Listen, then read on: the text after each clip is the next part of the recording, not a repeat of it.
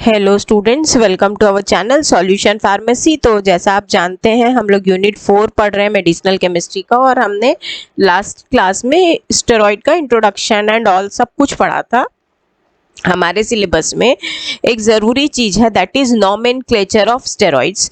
तो आज के क्लास में हम स्टेरॉइड्स का नॉमेनक्लेचर समझते हैं। देखिए, सबसे पहले चीज़ हमारे लिए क्या ज़रूरी है कि हम ये जान लें स्टेरॉइड में 4 फ्यूज्ड रिंग्स होते हैं और उनको हम A, B, C और D इस हिसाब से नंबरिंग करते हैं। ऑलवेज रिमेंबर कि हमारा जो D रिंग है that is 5 membered cyclopentane ring, और जो बाकी के 3 रिंग है A, B और C, ये तीनों के तीनों हमारे फिनेंथ्रीन के फ्यूज्ड रिंग्स हैं और ये सब के सब सैचुरेटेड होते हैं। नेक्स्ट जो चीज है कि अगर हम स्टेरॉइड के एक स्केलेटन स्ट्रक्चर की बात करें, जिसको हम स्कैफोल्ड भी बोल सकते हैं, वो कंसिस्ट करता है 17 कार्बन्स को, और इसमें जो नंबरिंग है वो हमेशा हम ये याद रखेंगे फिनेंथ्रीन की रिंग से शुरू होती है और साइक्लोपेंटेन की रिंग पे बाद में जाती है। जैसे आप यहाँ देख सकते हो, तो 1 2 3 4 एंड देन ए रिंग का एडजेसेंट वाला जो बी रिंग है वो हो जाएगा 6, 4 और 6 के बीच में 5, देन 7 8, फिर 9 क्योंकि ये बी रिंग चल रही, एंड देन 10। अब हम लोग आ गए सी रिंग पे। सी रिंग पे 9th के एडजेसेंट वाला कार्बन 11 हो जाएगा, 11 12 13 14। देन हम लोग जाएंगे डी रिंग पे। डी रिंग का कार्बन हम लोग गिनेंगे 14 के बाद इधर 15 16 17। ठीक है, तो ऑलवेज रिमेंबर कि हम लोगों को नंबरिंग सिस्टम जो करना उसके लिए पहले फिनेंथ्रीन के कार्बन को दीजिए, देन फॉलोड बाय साइक्लोपेंटेन की रिंग। इसके बाद जो हमारे एडिशनल कार्बन एटम्स हैं वो हमारे मिथाइल ग्रुप को कैरी करते हैं। मिथाइल ग्रुप को हम कहाँ कहाँ रख सकते हैं? C10 पे और C13 पे। मतलब जो हमारा 10th नंबर का कार्बन है, यानी कि A रिंग और B रिंग के बीच में जो 10th नंबर का कार्बन था ये, और C रिंग और D रिंग के बीच में जो 13th नंबर का कार्बन था ये दोनों जगह पर हम लोग क्या कर सकते हैं, हम लोग अपना मिथाइल ग्रुप रख सकते हैं। सिमिलरली जो हमारा 17th नंबर का कार्बन था, जो डी रिंग का कार्बन था, वहां पर हम अल्काइल सब्स्टिट्यूशन लगा सकते हैं। ये आप देख सकते हैं, तो हमने यहाँ पर इंडिकेट भी किया हुआ है अल्काइल सब्स्टिट्यूशन को, जिसको हम अभी येलो कलर से कर रहे हैं। तो जैसे सपोज ये वाला हमारा 17th नंबर का कार्बन हुआ, इससे हम लोग फर्दर सब्स्टिट्यूशन करा रहे हैं, ये इस प्रकार से हमारा अल्काइल सब्स्टिट्यूशन हो गया।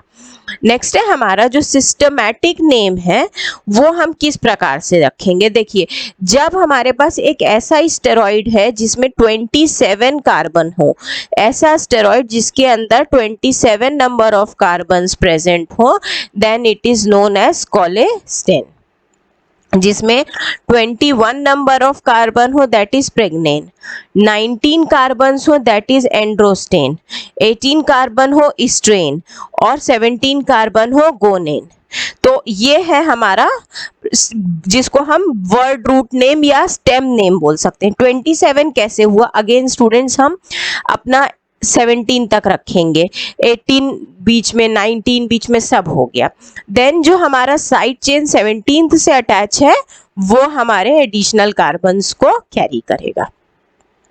21 में 17 से जो एडजस्टमेंट हुआ है 20 21, देन 19 बोलने से आपका ये वाला कार्बन हो गया हमारा 19th, है ना। 10 कार्बन के ऊपर एक हम ऐसा लाइन बना रहे हैं दैट रिप्रेजेंट्स CH3, तो ये वाला जो कार्बन है that will be 19th carbon. फिर आ गए हम स्ट्रेन जिसमें 18 कार्बन से, यहाँ पर आप देखेंगे तो जो हमारा 13 नंबर का ये कार्बन है, इससे हम लोग ऊपर और एक लाइन बनाए हुए हैं, लाइन स्ट्रक्चर, ये CH3, ये 18th नंबर का कार्बन हुआ, और this is known as strain. फिर है हमारा 17th नंबर का कार्बन दैट इज गोनेन, तो ये रहा डी स्ट्रक्चर में गोनेन। तो इस तरह का जब अरेंजमेंट होता है तो ये हम वर्ड रूट की तरह, स्टेम नेम की तरह यूज करते हैं। देखिए, अगर हमारे एक स्टेरॉइड में एक ही डबल बॉन्ड प्रेजेंट है तो हम उसको बुलाएंगे इन। जब 2 डबल बॉन्ड प्रेजेंट हैं तो डाई इन, और जब 3 डबल बॉन्ड प्रेजेंट हैं तो ट्राई इन। सिमिलरली अगर मान लीजिए हमारे कार्बन और कार्बन के बीच में डबल बॉन्ड प्रेजेंट है तो हम उस का रिप्रेजेंटेशन करेंगे एक डेल्टा साइन के साथ में। अब सपोज 4 और 5 के बीच में सपोज ये यहाँ पर डबल बॉन्ड प्रेजेंट है, तब वो कंडीशन में हमारा नाम हो जाएगा डेल्टा के ऊपर सुपर स्क्रिप्ट में 4। लेकिन अगर 5 और 10 के बीच में डबल बॉन्ड है, देखिए जैसे मान लीजिए यहाँ हम ग्रीन पेन से बनाते हैं, ये देखिए 5 और 10, इस कंडीशन में हमारा जो रिप्रेजेंटेशन है उसमें ये डेल्टा होगा और सुपर स्क्रिप्ट में 5 होगा और साथ में ब्रैकेट में 10 होगा। जैसे आप स्टूडेंट 4 और 5 से यहाँ कंफ्यूज ना हो, ये कॉन्जिक्यूटिव नंबर्स हुए, लगातार के नंबर हुए 4 और 5, तो छोटे नंबर को हमने 4 को स्टार डेल्टा के ऊपर रिप्रेजेंट किया, लेकिन 5 और 10 ये कॉन्जिक्यूटिव नंबर्स नहीं है। 5 के बाद 6, 7, 8, 9 आता है तब 10 आता है, तो 5 और 10 कॉन्जिक्यूटिव नंबर्स नहीं है। इसके लिए हम लोग क्या करते हैं, जो डेल्टा है उसके सुपर स्क्रिप्ट में 5 लिखते हैं और ब्रैकेट में 10, छोटा नंबर बाहर और बड़ा नंबर ब्रैकेट के अंदर। सपोज हमारा जो कार्बन कार्बन डबल बॉन्ड है वो 6 और 7 कार्बन में है, तो हम कैसा रिप्रेजेंट करेंगे, डेल्टा के ऊपर सुपर स्क्रिप्ट में 6, लेकिन 7 और 8 के बीच में ना होकर के हमारा जो नंबर है वो 8 और 14 के बीच में प्रेजेंट है। उस कंडीशन में हम क्या करेंगे, तो हम डेल्टा बनाएंगे, 8 और 14 में 8 छोटा है तो बाहर लिखेंगे और 14 ब्रैकेट के अंदर इस तरह से लिखेंगे। तो ये हो गया हमारा रिप्रेजेंटेशन, है ना। इसके बाद जैसे मान लीजिए कि हमारे पास डबल बॉन्ड सीक्वेंशियली प्रेजेंट नहीं है, है ना, जैसे ये 8 और 14 का केस हमने देखा, 5 और 10 का देखा, तो उस कंडीशन में हमने ये वे ऑफ रिप्रेजेंटेशन यूज किया। सिमिलरली अगर हमको पता है कि हमारा जो अदर न्यूक्लियस जो भी हम ग्रुप लगा रहे हैं वो न्यूक्लियस प्लेन के ऊपर है, अबव द प्लेन है, तो उसको हम लोग बोलते हैं बीटा कॉन्फ़िगरेशन, और उसके लिए हम लोग सॉलिड लाइन रिप्रेजेंटेशन के लिए यूज करते हैं। सिमिलरली हमको अगर मालूम है कि अल्फा है position, that means denoted below the nucleus, nucleus के नीचे की तरफ है, तो उसको हम लोग रिप्रेजेंट करते हैं डॉटेड लाइन से। This is known as alpha configuration. अब हमको कॉन्फ़िगरेशन पता नहीं है, हमको नहीं मालूम कि अबव द प्लेन है कि बिलो द प्लेन है, उस कंडीशन में हम ये वेवी लाइन यूज करते हैं और साथ में ये ई का सिंबल यूज करते हैं, इसको बहुत जगह एप्सिलॉन भी बोलते हैं। तो जैसे सॉलिड लाइन तो बीटा, डॉटेड लाइन तो अल्फा, और अननोन तो wavy line which is also known as epsilon configuration. इसके बाद जैसे आप मान लीजिए अगर हमारा स्टेरॉइड 3 मेंबर्ड रिंग है तो वहां पर हम लोग क्या करेंगे, साइक्लो वर्ड को यूज करेंगे एज प्रीफिक्स। ठीक है, हमारे इसमें अगर साइक्लिक रिंग प्रेजेंट है, सपोज यहाँ पर ये आप देखो, ये एक अपन ने डॉट से रिप्रेजेंट किया हुआ है, ये 1 लाइन 2 लाइन और 3 लाइन, ऐसा एक ट्राइंगल बन गया साइक्लिक, है ना, तो इसको हम लोग साइक्लो वर्ड से रिप्रेजेंट करेंगे।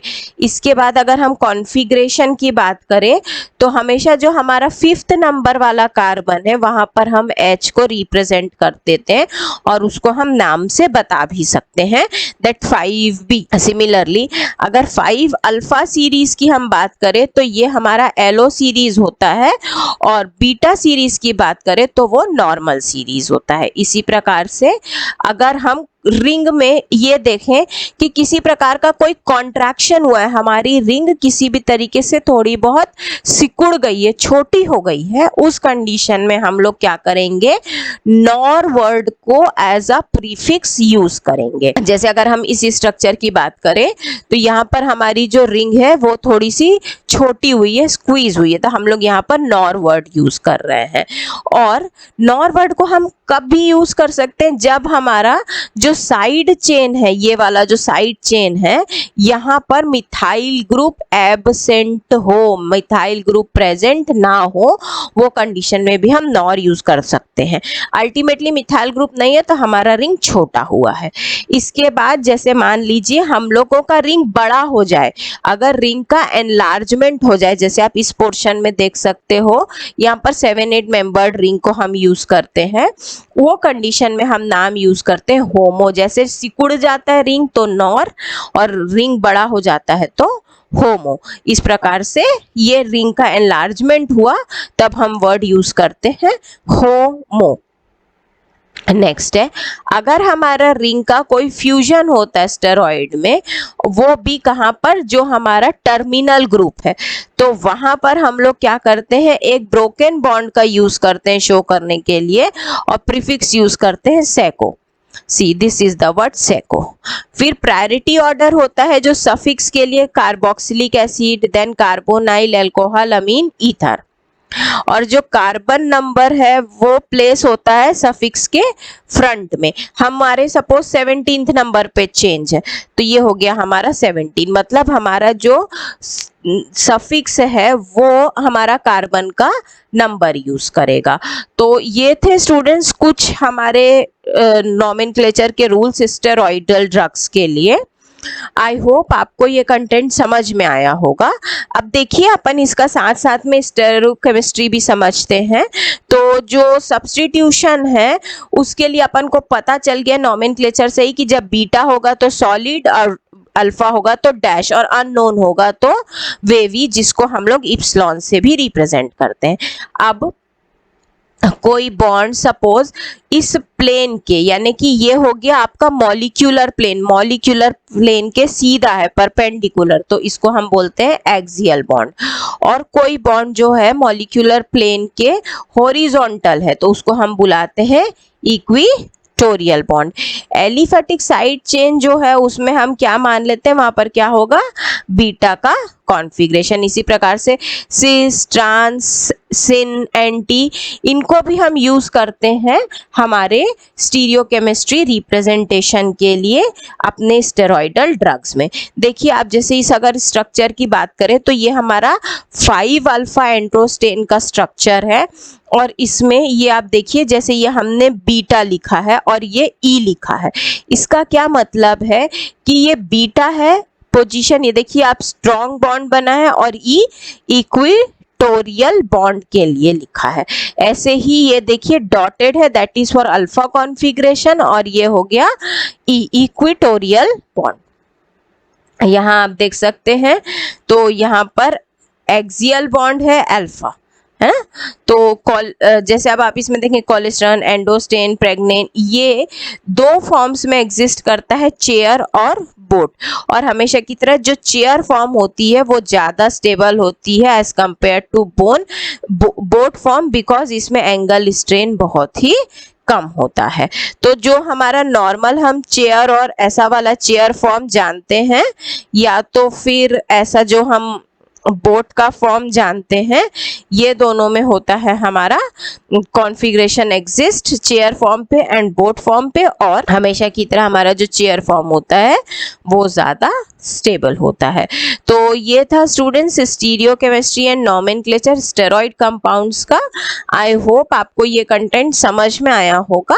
अगर आपको हमारा ये नोट्स चाहिए हो तो प्लीज़ आप हमारा ऐप सॉल्यूशन फार्मेसी डाउनलोड कीजिए, वहाँ नोट्स अवेलेबल हैं।